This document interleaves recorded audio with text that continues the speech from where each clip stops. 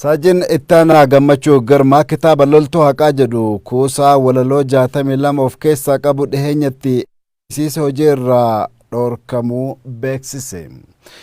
Saajin gammachuun kitaaba barreessee manxisiifachuu fi sababa amansiisaa fi qabatamaa hin taaneen hojii poolisummaa irraa dhorkamuudha hima.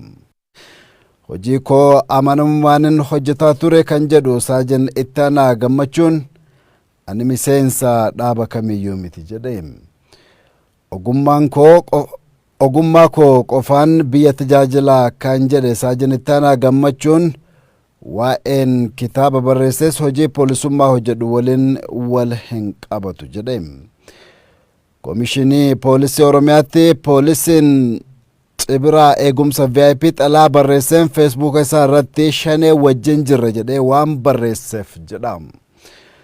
Xalaa gaafa ammajii 8 bara 2012 barreesseen immoo miseensi poolisii kun badii cimaa waan hojjeteef hojii irraa gaggeeffamuudha ibsa. Saajin ittaanaa gammachuu girmaa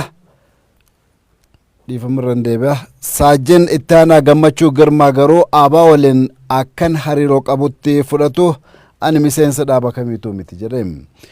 Kitaabni loltuu haqaa jedhu dhiyeenya barreessee eebbisiises ari'amuu isaatiif sababa ta'uu akka danda'u himee Saajin ittaanaa gammachuu girmaa.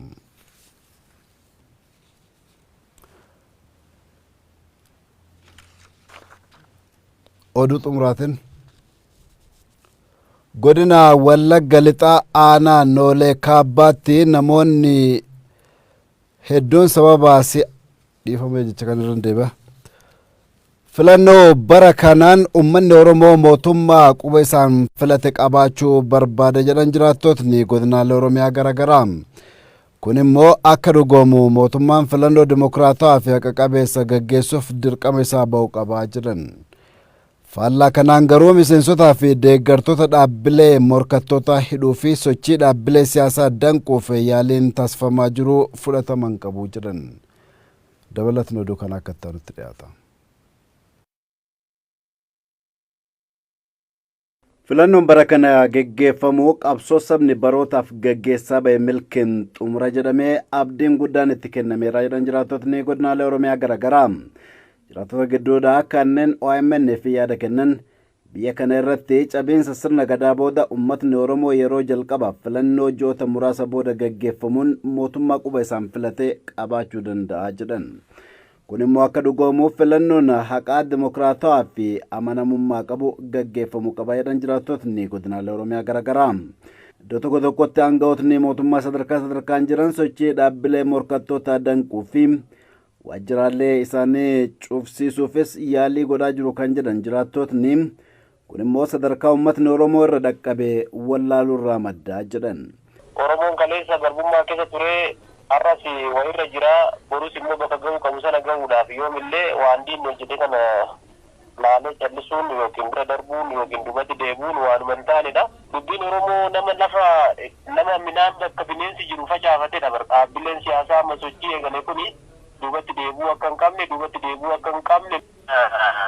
Kanarratti doorsisuu reebichiidhaa fi ajjechaan wanta uummata deebisuu hin qabu. Uummanni filannoo isaa qaafaqaan ni geggeessudha.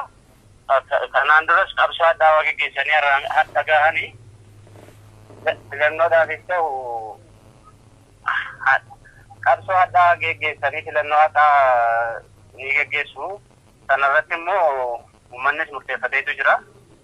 Doorsisni dudubbeetti hin deebisuun. Miseensotaa fi deeggartoota dhaabbilee siyaasaa qeerroo fi namoota hawaasa biratti dhageettii qaban adamsanii hidhuun mul'ataa jiras jedhan jiraattotni godinaalee Oromiyaa garaagaraa. Namoota qaroo ijaa agarsiisuu sabaata namoota uummanni amanan tokkoon baqaatti maxxansanii agarsiisuu hidhaa jiranii kaan baqaa garaagaraa kaan hin shanee jedhanii. Haalli jiru haalli amma sochiin paartiilee geggeessaa jiran kun danqaa guddaatu irratti deemsifamaa jira. Deeggartoota paartii adda addaa hidhuu, reebuu, doorsisuun kun jira. Ijoolleen baay'een ammas kana hidhaa jiru. Ammallee kunoo dararamaa jiru. Kunoo qaama jaraallee caccabsanii mana hidhaatti akka maatiin hin gaafanne, hiriyoonni dhaqanii hin gaafanne gochaa jiru. Gara ji'a tokko ji'a lamaa nama tursiisu jiran waan gartee jechuun yoo buufata qeerroo ijeewwan filannoo kana gartee jechuun namni lakkaa isaan bilu. Adeemsa aangawootni mootummaa tokko tokko yeroo ammaa itti deemuu barbaadaniin sagalee uummataa ukkaamsuun kan hin dandamne ta'us himanii jiru.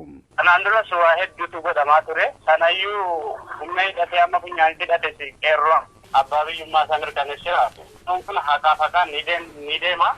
Haa ta'u garuu warri kana gochaa jiran osoo gocha kanarraa qusatanii dhaamsa jedhuun qabu.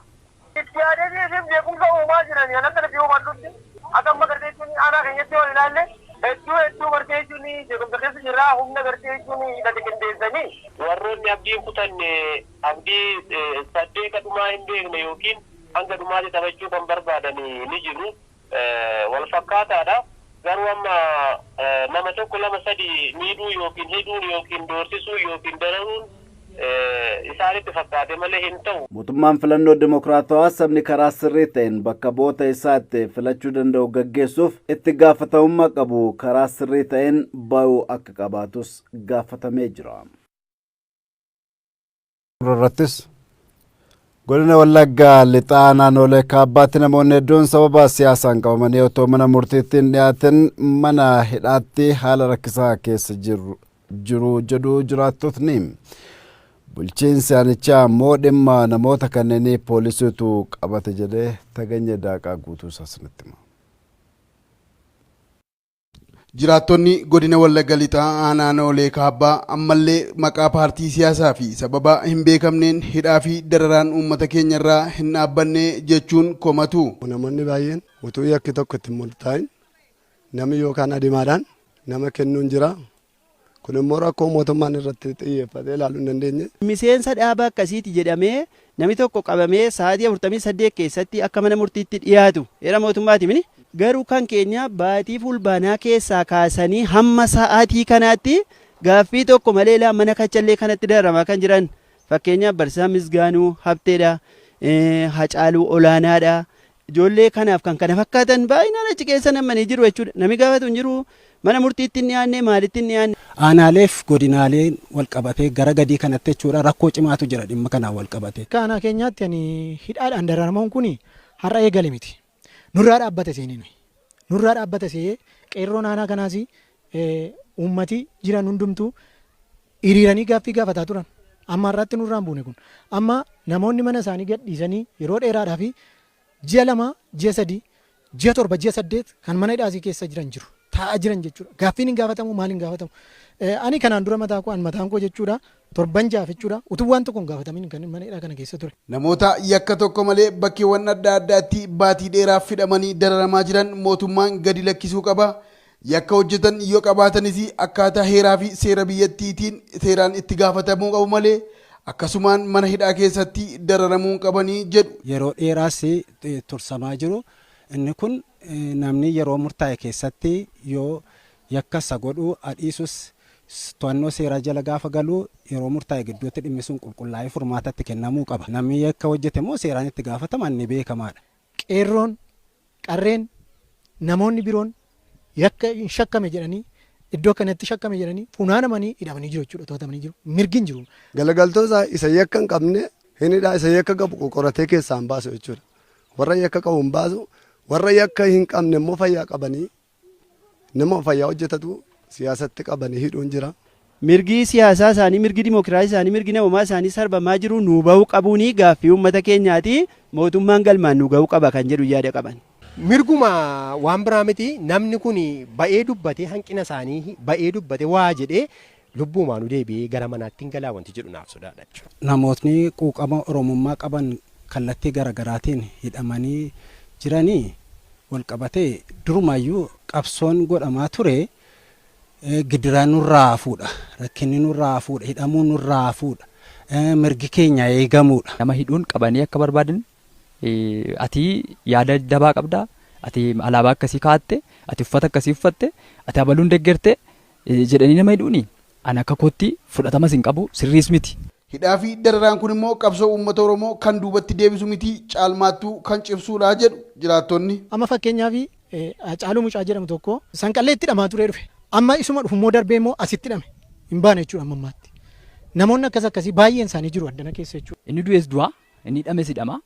Inni maal ta'es maal ta'adhuma deema malee qabsoon uummata Oromoo dugda duubatti deebi'uudhaaf tasa raawwateen hin danda'amu.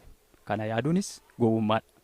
Dhimma namoota mana hidhaa keessatti baatii 5 isaa ol dararamaa jiran kana ilaalchisee bulchaa aanaalee kaabbaa kan ta'an obbo Firdisaa Abdiisaa gaafanneefis akkas jechuun deebisu. Dhimmicha poolisii qabatee jira. Keeziin kun yakka wajjiniitiin kan wal qabatu. Raagaan irratti qaba.